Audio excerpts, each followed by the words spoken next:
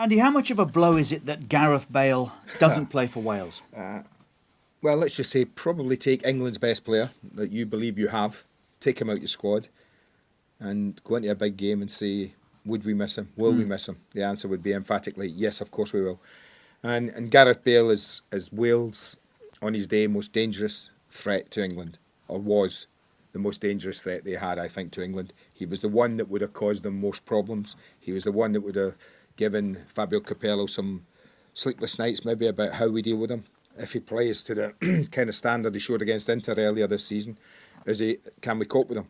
So it's a massive boost for England, I think, and a real blow for the Welsh. How does it change Capello's thinking? A lot of England fans would just like to see England turn up with their best team, play and hopefully win. Yeah. But it's not as simple as that, is it? No. Or has his thinking changed because Bale isn't there? I think it can change. I mean, there was much in the press prior to the game about, the talk about Lampard being left out. The talk about maybe Milner being selected on the right-hand side because he's a better defensive midfield player and will be able to help Johnson, if it's Johnson at right back, deal with Bale.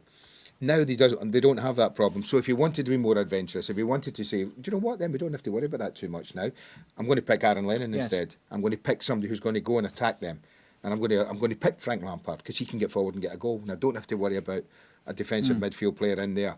So I think these are decisions that will, today and prior to the game, that will change. And I think he could, if he wants, do whatever he wants. You have to respect you're playing against a team who have got some decent players still, but they're not the threat they were without Bale. But if England pick their best team, shouldn't they just be thinking positively and saying, well, we'll win this anyway? Well, I always believe that. I think if you know as a team you're better than the team you're going to play, you go play them. You go cause them the problem. Let them worry about you. That's always been my belief as a footballer. Respect the threats that they pose, whether it would be set plays, whether it's an individual, whether it's two players, three players. Respect that, deal with it, but don't let it govern your thought process going into the game. England, I've always felt, should go into this game, and as I've always said before to you many times, go in that's our team, that's how we play, we're going to cause you the problems. How are you going to react? And I think they can do that now. Are Carroll and Rooney certain to play? Are they England's best front two right now? I think if Andy Carroll had played regularly up to the game, they would play them. I think the English public, the English fans, want to see Carroll and Rooney in tandem together to see what they can do, whether this is the future for the next 5 or 6 years. They want to see it. And I think that the only thing that will stop Fabio Capello picking Andy Carroll, in my opinion, would be not enough games he's played yet. I don't know if he's played a full game yet. He might have played one, maybe against Sunderland the other week. He might have played the one. So that would be the only thing. But if Fabio Capello looks at Andy Carroll and says, are you okay? Do you want to play? Get him in. I would play him anyway, even if he's only lasts an hour, 70 minutes. I would play him. Would you play Wilshere? And if they play Wilshere, how fascinating is it that he's likely to confront Aaron Ramsey in their midfield? I know, it's fantastic. I mean, two young Arsenal talents, huge talents, both of them. Wilshere probably a little bit further ahead now after Aaron Ramsey's horrific leg break. It's, halted his career a little bit, but he's back, fully fit now, playing. Both are playing in Arsenal's first team. It's fantastic.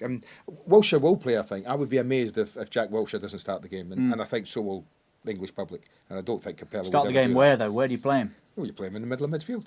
That's where you play Jack Wilshere. Play him in there. Either play him with a defensive midfield player and let him go and influence the game, or just play him as an ordinary midfield player and let him just go and do what he wants, whenever he wants. Or this dreadful phrase, holding midfield player. Midfield, yeah. Well, I suppose that people will say he played as a holding midfield player against Denmark and allowed Frank Lampard to go forward.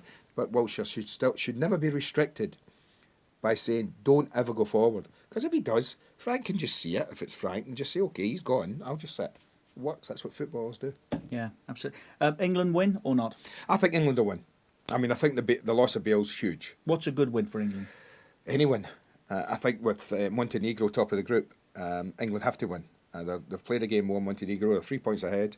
If England win tomorrow, they go top on goal difference. It's important they get to the top sooner rather than later. They only drew with Montenegro at Wembley, so they've got to go there, and they won't want to risk getting involved in second place playoffs. That's what England don't want. They want to get this done and dusted. So I think any win's a good win, but I think if England are at it and up for it, I think they can win 2-0 or something like that. I think that but any win's a good win at international level away from home. Thank you, mate.